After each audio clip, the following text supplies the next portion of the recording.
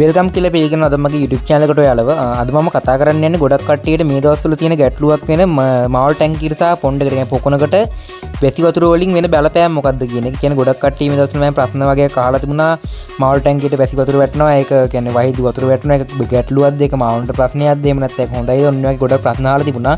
අන්න ඒක නිසා වැසි වතුර වලින් කියන්නේ වැස්සෙන් ලැබෙන වතුර වලින් මේ ටැංකියට සිද්ධ වෙන වාසි සහ අවාසි පිළිබඳ විස්තරයක් තමයි අද කතා කරන්නේ. එහෙනම් අපි මේ මං හිතනවා මේ වීඩියෝ ගොඩක් කට්ටියට වැදගත් වෙයි කියලා. එහෙනම් අපි වීඩියෝ එකට ගිහින් බලමු මොනවද මේ විස්තර කියලා.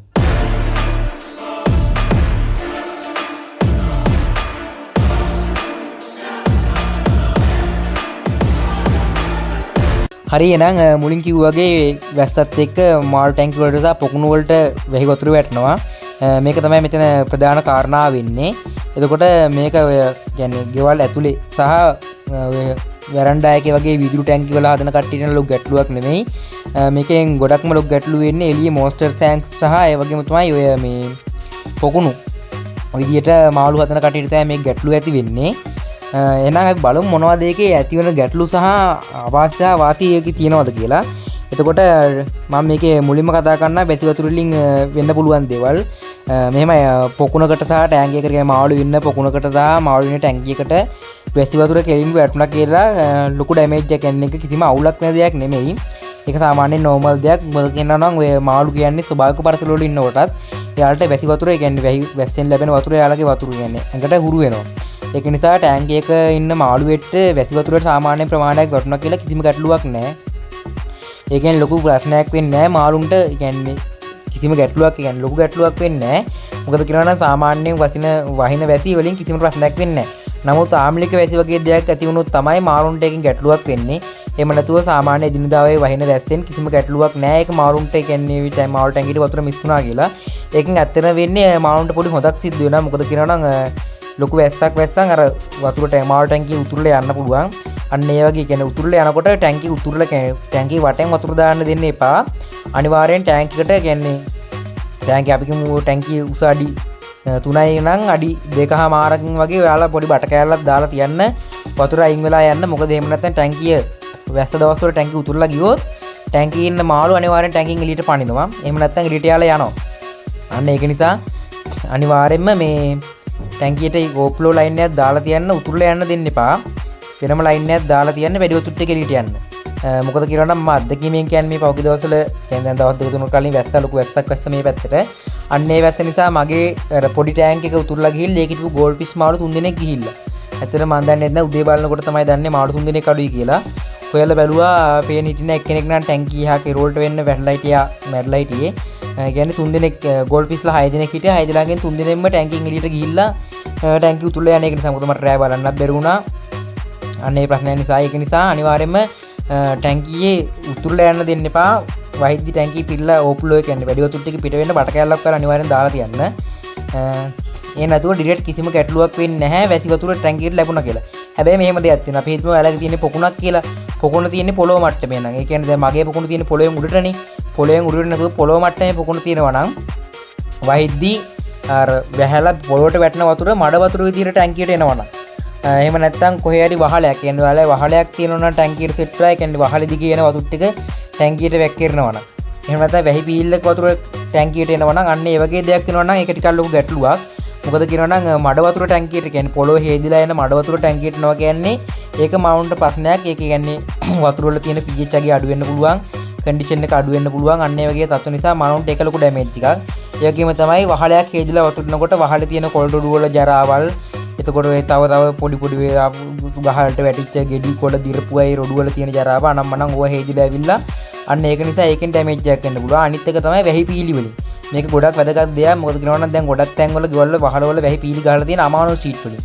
ඒකට ඒ අමානෝ සීට් වල තියෙන මලකඩ දිය වෙලා යන්න පුළුවන්. මේ වතුර හේදිලා යනකොට ඒ වතුරත් එක්ක මලකඩ දිය වෙලා ඇවිල්ලා ඒවා ටැංකියකට එකතු වුණොත් අන්න ඒකත් මලොන්ට ගැටලුවා. අන්න ඒක නිසා හොඳින් සැලකිලිමත් වෙන්න ඔයාලගේ ගෙදර වැස්ස කියන්නේ වහලෙන් වතුර ටැංකියට වැක්කිරනවා නම් හරි වැහි පීල්ලෙන් ටැංකියට වතුර වැක්කිරනවා නම් හරි වහලෙන් වැක්කිරනවා නම් කරන්න තියෙන්නේ වැහි පීල්ලක් ගාලා වතුර ලයින් එක වෙන කොහෙට හරවන්න. එහෙම නැතුව වැහි පීල්ලකින් වැක්කිරනවා නම් ඒ වැහි පීල්ලෙන් වැක්කිරන බට් ලයින් එක කොහෙට හරි වෙන පැත්තකට පොඩ්ඩක් හරවන්න කටයුතු කරන්න ඕනේ. මොකද අන්න ඒ වතුර තමයි ගොඩක්ම ඩැමේජ් වෙන්නේ. නැතුව වතුර කියන්නේ වැස්සෙන් ඩිරෙක්ට් කෙලින්ම වැටෙන වතුර වලින් කිසිම ඩැමේජ් එකක් වෙන්නේ නැහැ. තැන් තැන් වලින් කියන්නේ පොළොව හේදිලා යන වතුර, වහල හේදිලා යන වතුර, වැහි පීලිද කියන වතුර මෙන්න මේවා આવොත් තමයි ගැටලුවක් වෙන්නේ. ඊට අමතරව කියන්න තියෙන දෙයක් තමයි වැසි වතුර ලැබෙන කියන්නේ ඩිරෙක්ට්ම කෙලින්ම වස්තින් වතුර ලැබෙන එක ගොඩක්ම හොඳයි ටැංකියට සහ මාළුන්ට. මොකද කියනවා නම් ටැංකියේ තියෙන අපිරිසුදු වතුර ටික අයින් වෙලා හොඳ ෆ්‍රෙෂ් වෝටර් ටිකක් එක්කව වෙනවා. අනිත් එක තමයි ඒකෙන් මාළුවා නිකන් ස්වභාවික පරිසරයක ඉන්නා වගේ මාළුවට ෆීලින් එකක් දැනෙනවා. ඒකට මාළුවාගේ තියෙන ස්ට්‍රෙස් ගතිය පොඩ්ඩක් අඩු වෙලා මාළුවා ටිකක් සංසුන් වෙන්න බලනවා. එයාට හිතෙනවා නිකන් අර කියන්නේ ස්වභාවික පරිසරයක අත්දැකීම එයාට ලැබෙනවානේ. මොකද කියනවා එක පාට කියන්නේ රස්නර් තියෙන වතුර ටික පාට කූල් වෙනවා. ඔන්න ඔයගේ දෙයක් එනවා. හැබැයි තව පොඩි ගැටලුවක් තියෙනවා. පොඩිකොට පොඩි නෑ මේක මටත් වුණා ඒත් කරන්න දෙයක් නෑ මට ඒ වෙලාවේ ගන්න කිසිමවත් තිබුණෙත් නෑ මොකද කියනවා නම් වැහි වතුර කියන්නේ එක දිගට කියන්නේ මේ දවස්වල වැස්සෙන් තමයි මේ ගොඩක්ම වෙන්නේ මොකද කියනවා නම් දවල් කාලේ කියන්නේ උදේ ඉඳලා හවස 3-4 වගේ වෙනකන් ගොඩක් තද අවුසරක් තියෙන්නේ ගොඩක් ලොකු අවුසරක් තියෙන්නේ කියන්නේ ගොඩක් රස්නෙයි ඊට පස්සේ 4න් පස්සේ කියන්නේ එකපාරට ලොකු වැස්සක් එනවා වැස්සක් ඇවිල්ලා සාමාන්‍යයෙන් පැයක් දෙක දිගට වහිනවා ලොකු සැර වැස්සක් අන්න ඒකෙන් වෙන්නේ වතුර දැන් උදේ ඉඳලා වතුර රත් වෙලා තියෙන ගොඩක් يعني උෂ්ණත්වය පොඩ්ඩක් වැඩි වෙලා තියෙන්නේ එකපාරට වතුර ටික කූල් වෙන්න පටන් ගන්නවා. අන්න ඒක නිසා වතුර තියෙන يعني සෙල්සියස් අංශක ප්‍රමාණය වෙනස් වෙන උෂ්ණත්වයේ පහළ මට්ටමකට බහින නිසා අන්න ඒකෙන් පොඩි මාළුන්ට يعني මේක ලොකු මාළුන්ට ලොකු කේස් එකක් නෑ යාට පොඩ්ඩක් දරාගෙන ඉන්න පුළුවන්. පොඩි මාළුන්ට මේක ගොඩක්ම බලපානවා. අන්න ඒක නිසා මේක ගැන ඔයාලා ගොඩක් සැලකිලිමත් වෙන්න ඕනි. ඒ කියන්නේ ඔය පොයල ගාව ඉන්නවා නම් පොඩි මාළු. ඒ කියන්නේ මේක විශේෂයෙන් බලපාන්නේ මොන්ස්ටර් මාළුන්ට මේක කොහෙන්ද බලපාන්නේ නෑ. මේක ගොඩක් බලපානවා ගෝල් ෆිෂ් මාළුන්ට, ටෙට්‍රා මාළුන්ට, ඊට පස්සේ රෙඩ් කොමල්ලට. ඔන්න වගේ පොඩි මාළු ප්‍රතිශතීකරණය නැති පොඩක් දුර්වල මාළුන්ට මේක ගොඩක් බලපානවා. අන්න ඒක නිසා මෙන්න මේ වගේ ගෝල් ෆිෂ්, ටෙට්‍රා, මොලි, එතකොට ප්‍රේටින්ට බලපාන්නේ නැහැ. මොකද්ද? ඉරිඩේෂන් ෂාක්, කැට් ෆිෂ් මෙන්න මේ වගේ මාළු හදනවා නම් ගොඩක් සැලකිලිමත් වෙන්න ඕනේ. මේ උෂ්ණත්ව පහළ බහින එක නිසා ගොඩක් එයාලට කියන්නේ එයාලා මැරෙන්න පුළුවන්. අන්න ඒක නිසා පොඩ්ඩක් හොඳට සැලකිලිමත් වෙලා බලන්න. මේ වගේ මාළු ඉන්නවා නම් අනිවාර්යෙන් ඔයාලට කරන්න තියෙන්නේ ගෙදර විදුලි ටැංකියක් තියෙනවා නම් පොඩි මාළු ඔක්කොම ගේ ඇතුළට ගන්න. එළියේ පොඩි මාළු වැස්ස කාලේට තියන්න එපා. මොකද මේ වැස්ස කාලේට මොකද කියනවා නම් ගොඩක් ටැංකිය රත් වෙලා එකපාරට වැස්සන් අර එකපාරට වෙන වතුර උෂ්ණත්ව මට්ටමේ වෙනස එයාට දරා ගන්න බැරි වෙනවා. මොකද කියනවා නම් මගේ මම බ්‍රීඩින් එකකට දැම්මා ටෙට්‍රා ජෝඩුවක්. ජෝඩුවක් දාලා මල්ලන් හිටියා පැටව 250 300ක් වගේ හිටියා ටෙට්‍රා පැටව සාමාන්‍යයෙන් සති දෙකම මාර්ග වගේ පැටව හිටියේ. ඒත් මට කරන්න දෙයක් තිබුණේ නැහැ. මොකද මං ඒ දවස් ටික ගෙදර හිටියෙත් නැහැ. මං ටිකක් එළියට ගිහලා පිට වැඩ වගේ තිබුණා. අන්න ඒ වැඩත් එක්ක බිසි වෙලා හිටියේ. මොකද කියනවා නම් ඒවත් එක්ක ටැංක් එකට අර වැහි වතුර ටැංකියට වැහි වතුර ඇවිල්ලා තිබුණේ නැහැ ටැංකට. يعني මං කෙමෙන් නැති නැක තියලා තිබුණේ.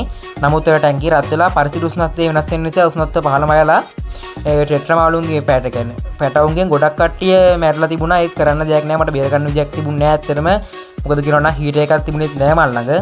ඒක නිසා ගොඩක් ඒකෙන් කියන්නේ ගොඩක් මාළු කියන්නේ සාමාන්‍යයෙන් ජෝඩු 250ක් වගේ හිටියා. ඒකෙන් සෑහෙන ප්‍රමාණයක් නැතිලා තිබ්බා. දැන් මං හිතන්නේ ඉන්නේ මාළු පැටව 10ක් 15ක් වගේ තමයි ඉන්නේ ඉතුරු වෙලා. අනිත් කට්ටිය ඔක්කොම වගේ නැති වෙලා. කරන්න දෙයක් නැහැ. මට එකෙන් ගොඩක් ලොකු පාඩුවකුත් වුණා. මොකද බ්‍රයින් ෂේප් වලට අනම්මනම් වලට කරපු යෙදුනුත් එක්ක ඒත් ඇත්තටම කරන්න දෙයක් නැහැ. ඒ වෙච්ච දේ එහෙම්ම ඉතින් අතහැරලා දැම්මා. දැන් ඉතින් කරන්න දෙයක් නැහැ. ඉන්න කට්ටියට පොඩ්ඩක් කැම දීගෙන යනවා. ආයි බ්‍රීඩින් එකක් ගහන්න වෙනවා. අන්න ඒක නිසා ගොඩක් සැලකිලිමත් වෙන්න ඕන දෙයක් තමයි වැස්සෙන් ඩිරෙක්ට් බලපෑමක් නැති වුණාට වැස්ස නිසා වෙන බලපෑම් තියෙනවා. ප්‍රධාන ගැටලුවක් තමයි පිටින් එන වතුර ලයින් කියන්නේ මඩ වතුර වැහි කියන්නේ වහලවල් ඇදිලා එන වතුර වලින් ගොඩක් බලපානවා. ඊළඟ එක තමයි ඔය මේ මාළුන්ට උෂ්ණත්වය පොඩ්ඩක් පහළ බෑලා කියන්නේ පොඩි මාළුන්ට ලොකු ගැටලුවක් ඇති වෙනවා. මෙන්න මේ දෙක තමයි ඒ නැතුව වැස්සෙන් කිසිම ප්‍රශ්නයක් නැහැ. වැහි වතුර ඩිරෙක්ට් වෙන්න කියලා ටැංකරේ කිසිම ප්‍රශ්නයක් නැහැ. මාළුන්ට එකේ මාළුන්ට හොදක් තමයි වෙන්නේ. මේ විස්තර ටික තමයි කියන්න තියෙන්නේ. ඔයාලට කරන්න හොඳම දේ තමයි වහලකින් වගේ එහෙම නැත්නම් වැහි පිල්ලකින් වැටෙනවා නම් ඒක පොඩ්ඩක් කවර් කරන්න. ඊට අමතරව එළියේ පොඩි මාළු ටැංකියක් තියෙනවා නම් අනිවාර්යෙන් ඒ ටික ගේ ඇතුළට ගන්න කියලා කියනවා. එහෙම නැත්නම් ඔයාලා හීටර් යූස් කරනවා නම් හීටර් එක යූස් කරලා උෂ්ණත්වය එක මට්ටමේ තියාගන්න කටයුතු කරන්න. මේ ටික තමයි කියන්න තියෙන්නේ. මම හිතනවා ගොඩක් කට්ටියට මේක මේ දවස්වල වැදගත් වෙන්නේ නැති කියලා. මොකද ගොඩක් කට්ටිය අහව ප්‍රශ්නයක් මේක. එහෙනම් ගොඩක් කට්ටිය ඔයාලට මීට අමතරව මොනවා හරි දැනගන්න දෙයක් තියෙනවා නම් අනිවාර්යෙන් පල්ලෙන් කමෙන්ට් එකක් දාගෙන යන්න. අනිවාර්යෙන් මම ඒකට රිප්ලයි වීඩියෝ එකක් කරේ. එහෙම නැත්නම් අනිවාර්යෙන් කමෙන්ට් එකක් හරි දාන්නම්. ඒක තමයි මේ වීඩියෝ එක වැදගත් වුණා නම් අනිවාර්යෙන් වීඩියෝ එකට ලයික් එකක් දාන්න. ඒකම තමයි ඔයාලගේ මාළු හදන යාළුවන්ට මේවා බලන්න මේ වීඩියෝ එක ෂෙයා කරන්න. මොකද අනිවාර්යෙන් යටත් මේ වීඩියෝ එක වැදගත් වෙයි. එහෙනම් අපේ channel එක තාම subscribe කරලා නැත්නම් වීඩියෝ channel එක subscribe කරලා bell icon එකත් all දාලා තියාගන්න. එහෙනම් අදට ගිහින් එන්නම්. සුබ දවසක්.